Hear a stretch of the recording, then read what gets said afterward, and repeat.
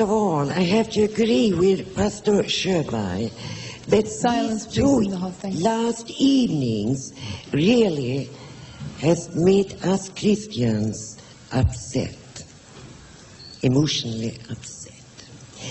Mr. Ahmed Deedat, yesterday evening you said that my holy book, Silence, please. Thank you. my holy book, the Bible, is the most dangerous book which ever has been written in the world. What are you talking about? What in hell are you talking about? I'm sorry I'm using that word in the church. Your question, please. Thank you. I have to tell this. I have been married to an Egyptian Muslim doctor. And I have 2 Muslim children. And I have had wonderful Muslim parents-in-law. But they were completely different from you. Do they have gone to Mecca? Do they followed everything from the Quran? But I respect them because they respected my religion. Sorry, let's come to your question, And please. now Thank you. you talked about the occupation. Yes, my question will be, was the occupation of the Prophet Muhammad, and how old was his youngest wife when he married her? One of the 10s. Thank you. 6 or 10 years old. Thank you. Silence, please. The question goes to Mr. Ahmed Deedat. Please respect the time limit so we can have as many questions as possibly answered. Thank you. Silence, please. My dear sister, I couldn't grasp everything that you said, but you made certain allegations that I had said that the Bible is the most dangerous book on earth ever written. You don't remember exactly what I said. I will tell you what I said, and you can confirm or deny. I said, in the words of George Bernard Shaw, I said, George Bernard Shaw says that this is the most dangerous book on earth. Keep it under lock and key. I said, George Bernard Shaw says that.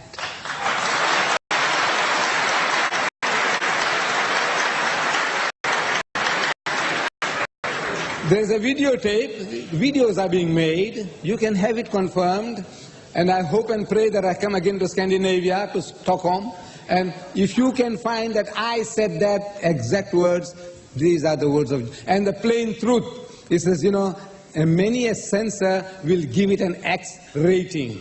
Now, out of respect for my brothers and sisters, my sisters and my children, I'm ashamed to quote you the Bible. I asked Jimmy Swaggart, I challenged him, I said, I give you $100 if you will read this portion of the Bible, and I opened Ezekiel chapter 23, and I gave it to him. And that tape is also available here, videotape, my debate with Swaggart. And you watch, he takes the Bible, and he scans Ezekiel 23, and he puts this Bible on the, rostrum, upside down. He takes his own Bible and he reads it. And I lost $100. I lost $100. You know why? I lost $100 to Jimmy Swaggart for reading that. You see, he had played a trick upon the audience, and I was not a quibbler. I don't start quibbling. So you see, you did, no, I don't do that. With a smiling face, I took out the notes and I gave it to him. Jimmy Swaggart, it's on tape. What he did was, you see, what I gave him was in simple English, modern English, where it calls a spade a spade. He scanned that, and he knew he can't read that. Even he, with whatever we discover about him later on, even with all those propensities, he dared not read what I gave him, the Bible. He takes the authorized King James Version, and he read 60 miles an hour. See, some Arab students in Baton Rouge, They're asking me the next morning, he said, "Uncle, what happened? We don't know." I said, "You see, you challenged him and, he did something and you gave him $100. Why?" So I said, "You see, this man, number of things he did, which made him to earn the 100. Number one, he didn't read what I gave him.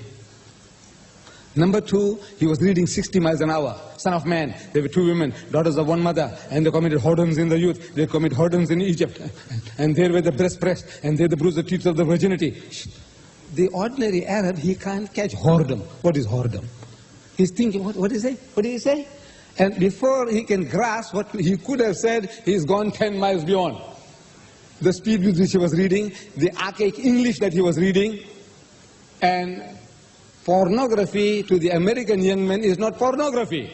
They are used to it. Day and night, 24 hours a day, you see it on TV, live.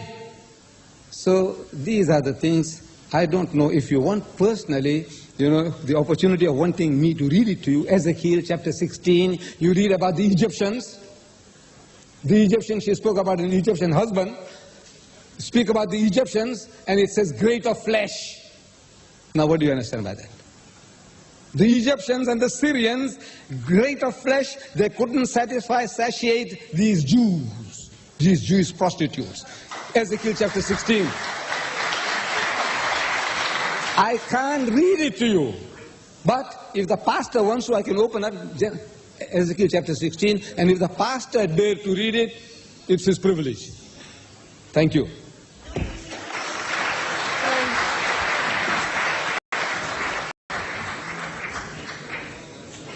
We're proceeding next question, and it will be asked to Mr. Stanley Sjoberg. Silence, please, from everyone in the hall. Thank you.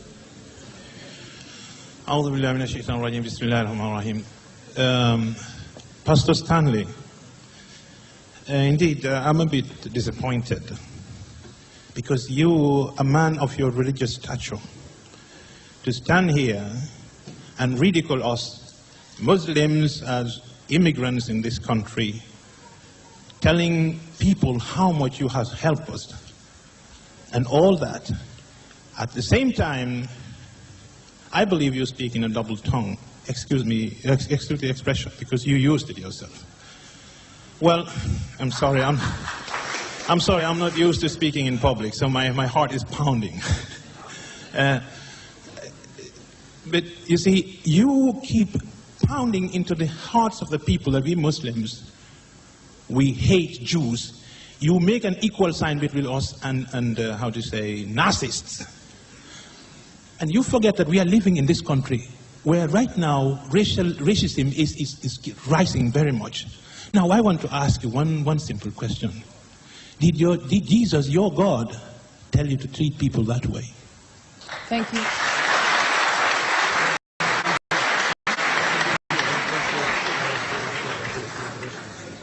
I want to give you an answer. If you invite me to a meeting in which you want to challenge my faith, and when I come, and I also have to pay some money in order to come, I share some of your expenses, and then I come to you, and your contribution to me is to give me poison to kill me.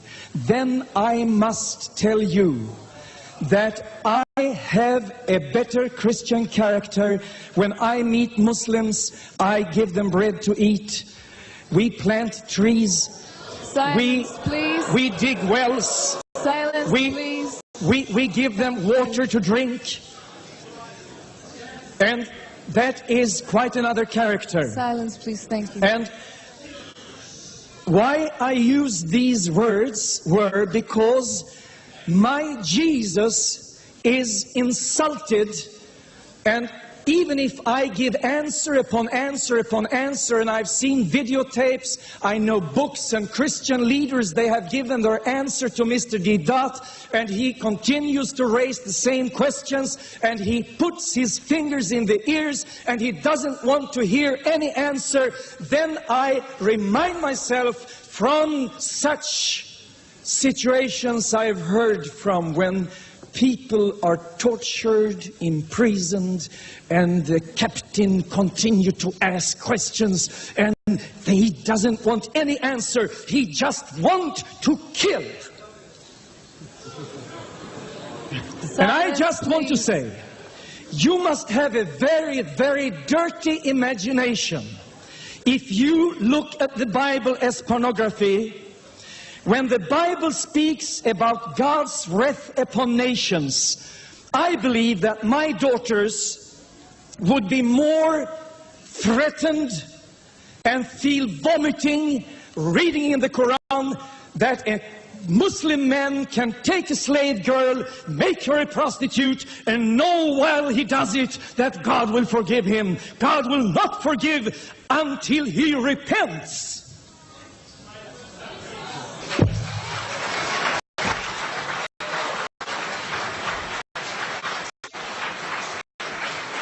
The next question will go to Mr. Deedat, and will I please be able to remind you that as chairman and chair lady, we have been given the authority to give the word to one person at a time. And again, I'm sorry that I have to remind you about the time limit, but we have to respect this, that one person at a time speaks. Thank you.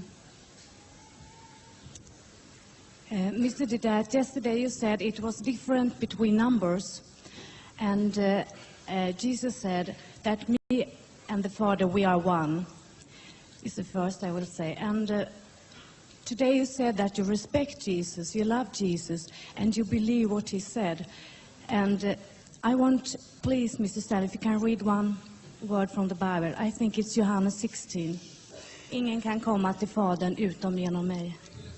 No one can come to the Father except through me. This is what Jesus said. Yes, you wanted to know what Jesus had said, and I will tell you that.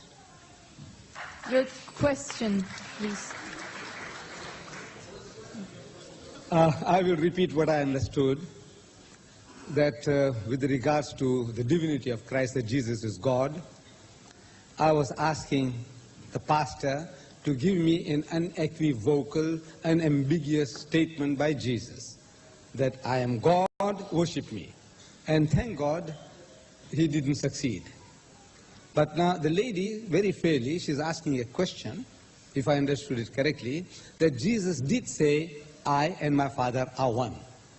That was the first statement. Was it? Where's the lady? She's, I and my Father are one. Now, it implies that if he is one with God, then he is God. That is what it sees, seen on the face of it. I says, you know, sister or pastor, this quotation is in John chapter 10, verse 30. 10:30. Where Jesus says, I and my Father are one. He said that. I'm asking, what is the context? And believe me, I have asked DDs and priests and reverends and pastors and predicants. I'm asking, what is the context? Meaning, in what sense did he say that? And in the past 40 years, I haven't come across a single learned Christian who, without opening the book, can give me the context. He has not been able to give yet. What is the context? So if you see it in the context, it's not what you're thinking. In the context, we must see verses, not take them out from the context and say, look, the man said this. In what sense did he say? What was he trying to explain? So in the context, I said, start with John 23, 10:23. And you read there, it says, and Jesus walked in Solomon's porch, meaning in the temple of Jerusalem. Then came the Jews round about him, meaning they surrounded him, and said, brandishing a finger in his face, how long dost thou make us to doubt? If thou be the Christ, tell us plainly. Insinuating, alleging that he's talking ambiguously. If thou be the Christ, tell us plainly. So Jesus says,